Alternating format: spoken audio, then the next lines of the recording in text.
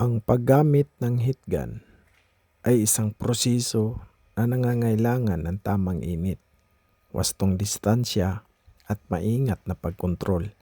Sa bawat paggamit nito, natutunaw ang mga hadlang, natutuwid ang mga liko, at naihahanda ang daan para sa mas maayos at magandang resulta. Tulad nito, master, sa buhay ay may mga pagkakataong kailangan nating harapin ang init ng hamon at suliranin.